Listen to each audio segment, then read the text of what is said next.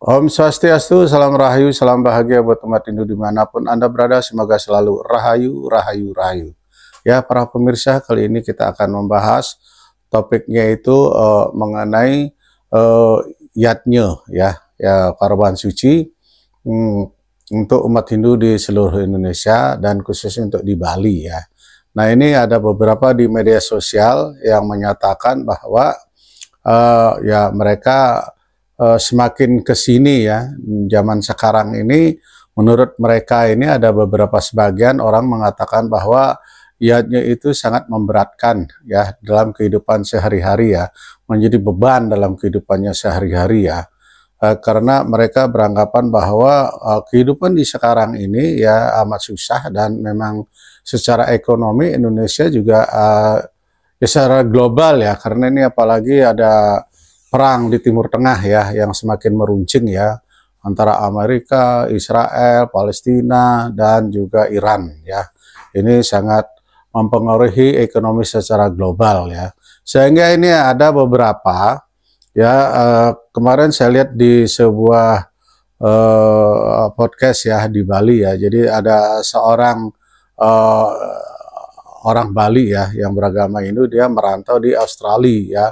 Jadi dia juga banyak temannya curhat-curhat ke dia ya, tentang keberatan untuk beriatnya di Bali ini sudah upacara-upacara ini sudah menurut mereka itu sudah menjadi beban ya untuk kehidupan sehari-hari ya. Karena mereka itu harus mempunyai uang untuk membeli, untuk membayar iuran dalam pelaksanaan upacara-upacara dan lain sebagainya ya. Dan untuk itu kita sajikan sebuah video pendek ya. Ini saya dapatkan juga di Snack ya. Jadi di sini videonya sangat singkat ya. Mungkin ada di YouTube juga ya. Beliau, kalau ini tempatnya saya nggak tahu ya. Beliau memberikan ya pandangan beliau tentang beriatnya yang saat ini memang cukup memberatkan ya, yaitu Bapak Dr. Ketut Sumedana ya. Ya, mari kita saksikan. Paling saya soroti di sini adalah mengenai upacara-upacara yang ada di Bali. Yatnya di Bali ini sudah berlebihan, Pak. Maka dari itu harus diambil alih oleh pemerintah dalam hal pembiayaan, sehingga warga-warga kita nggak merasa berat. Benar nggak? Sudah diberatkan dengan biaya sosial, diberatkan juga dengan biaya gengsi. Karena harus ke pura pakai brokat Prancis, Pak. Kalau nggak enak. Ibu-ibunya ketawa. Kalau nggak pakai emas, wah nggak enak, Pak. Malu saya ke pura. Ini, Pak, ini harus dibangun sekarang. Saya ini sudah terbiasa di luar daerah, maka saya berani ngomong di sini, Pak. Nah, beliau di sini menyarankan bahwa sebaiknya saat ini kan iatnya ini sudah banyak yang memberatkan umat ya, sehingga Pak Ketut Sumedana ini memberi saran agar pemerintah ikut terlibat untuk membiayai iatnya sehingga masyarakat umat tidak terlalu terbebani ya.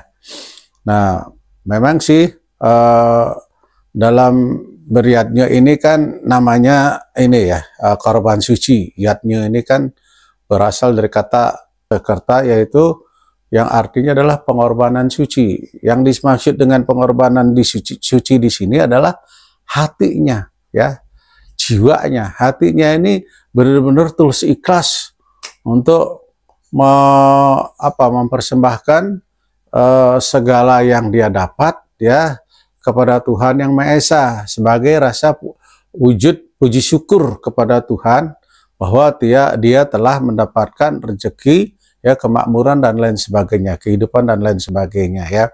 Jadi yaitu pengewajantahannya adalah melalui simbol-simbol daripada iatnya tersebut, yaitu berupa ya katakanlah canang sari, sesaji dan lain sebagainya ya. Nah, kalau menurut saya ya memang sih sebaiknya iatnya itu tidak memberatkan seseorang, tidak memberatkan umat ya.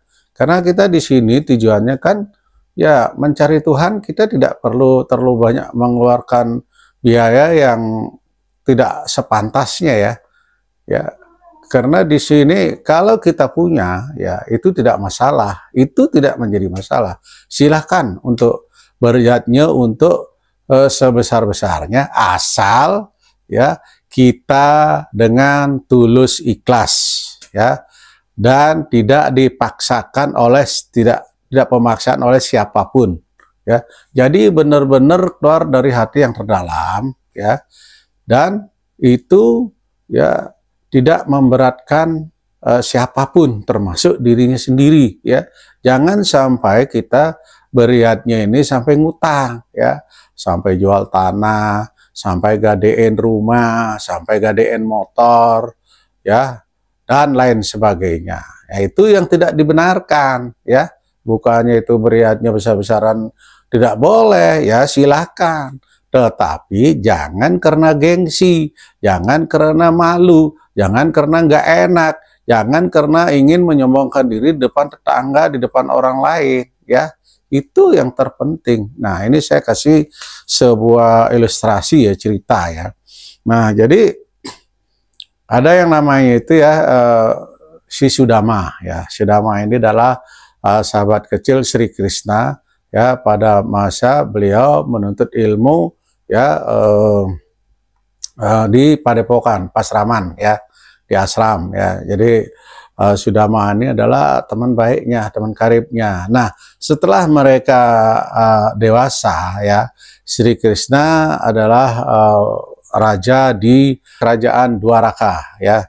Nah, sedangkan si Sudama ini, ya, dia tetap dalam kondisi dalam kemiskinan, ya.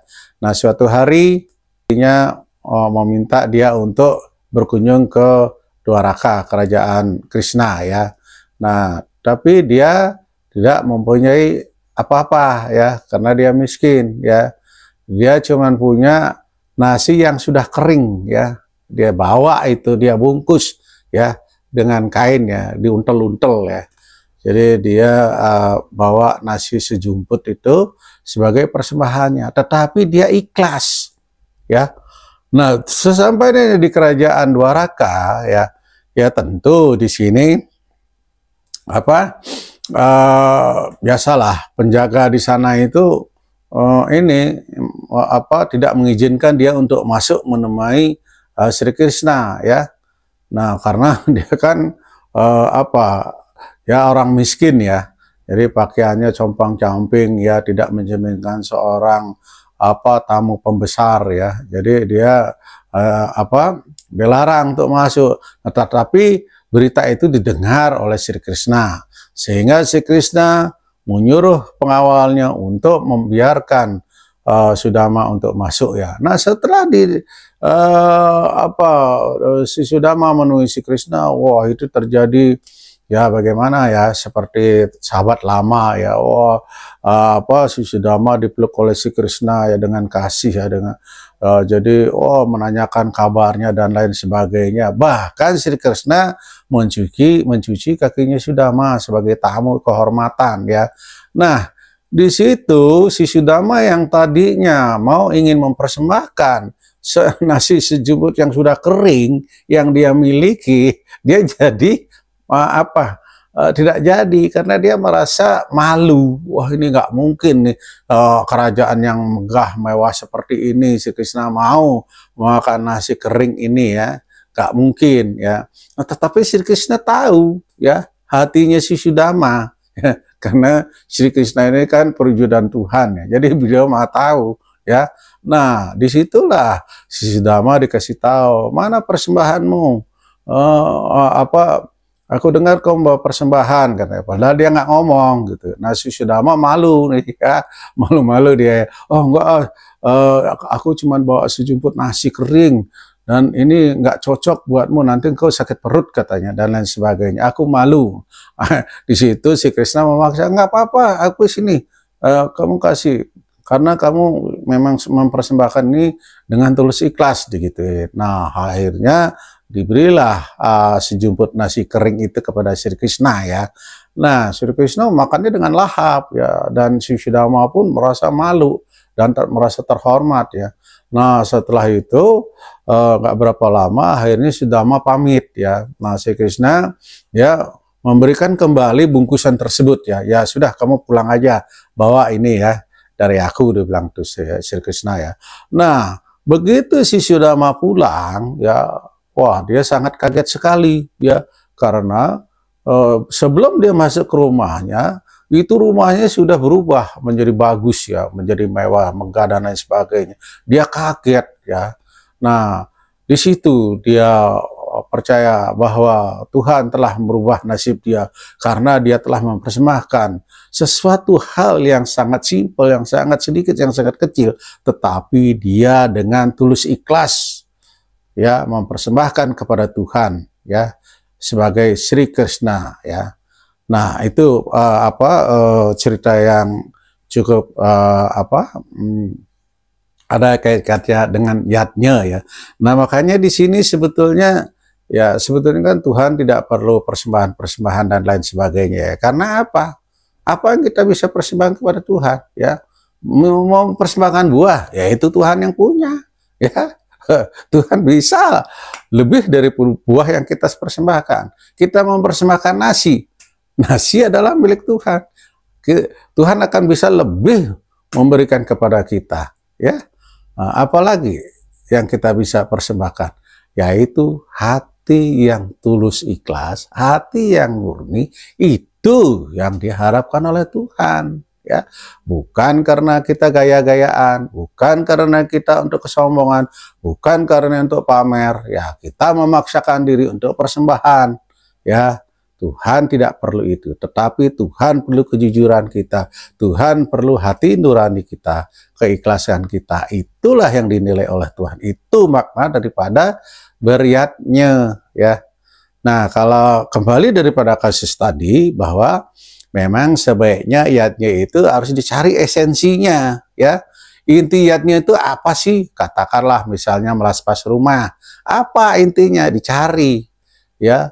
Apa yang berkaitan ya lontar-lontar ya kitab suci Weda yang berkaitan dengan itu dicari sumbernya, ya. Mecaru apa intinya, ya. Jadi Piodalan, Pujawali apa intinya dicari ya. Jadi nggak melebar kemana-mana sehingga menghabiskan biaya yang sangat besar. Ya ini juga akan